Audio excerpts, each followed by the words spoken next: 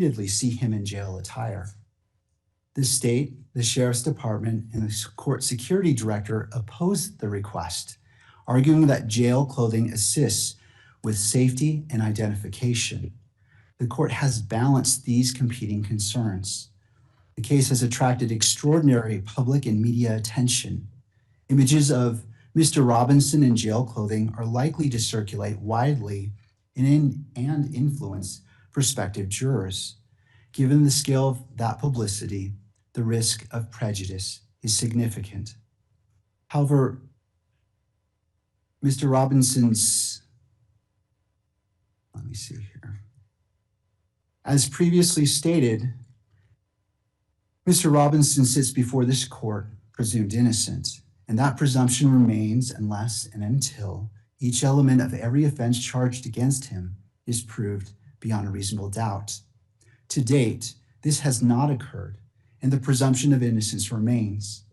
Balancing these factors, the court finds that Mr. Robinson's right to the presumption of innocence outweighs the minimal inconvenience of permitting civilian attire, and Mr. Robinson shall be dressed as one who is presumed innocent.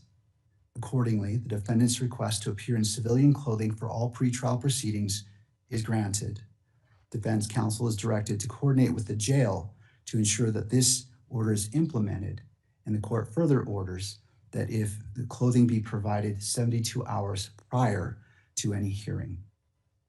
To the second request to appear without physical restraints, Mr. Robinson also requests to appear unrestrained during pretrial proceedings. He argues that visible restraints would prejudice potential jurors, undermine his dignity, and interfere with his ability to communicate with counsel.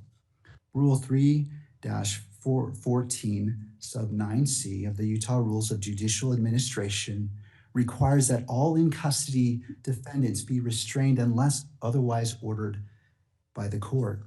The court recognizes that Mr. Robinson has no criminal history and no record of misconduct while in custody. However, the charges he faces are extraordinarily serious, carrying potential penalties of life imprisonment or death.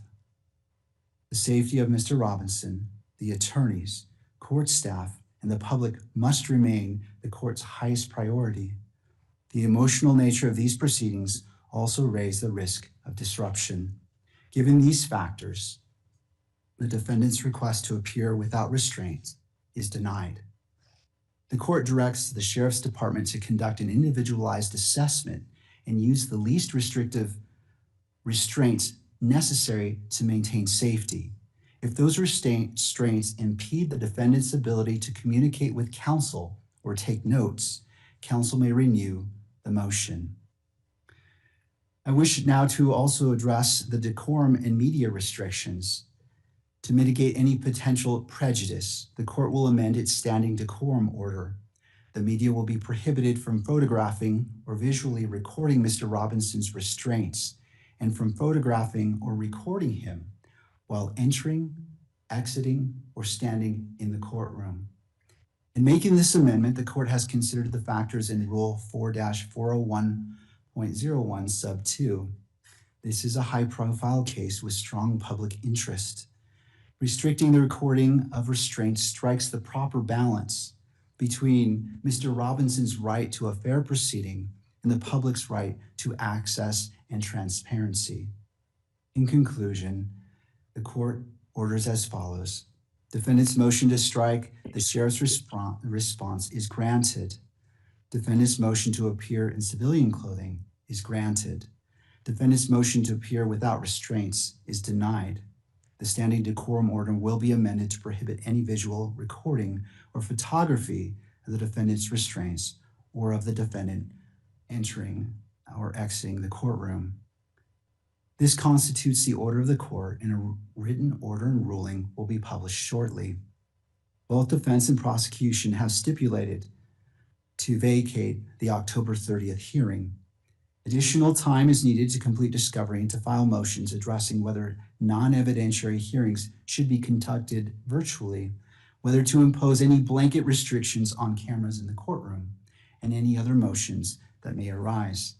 This matter is set to return before the court on January 16th, 2026 at 1 p.m. and again on January 30th, 2026 at 1 p.m. Both hearings will be heard and held in person with Mr. Robinson present to address these issues. And that concludes the order of this court. Counsel, thank you for being here. Mr. Robinson, we'll see you on January 16th and January 30th at 1 p.m. Court is now in recess. Thank you.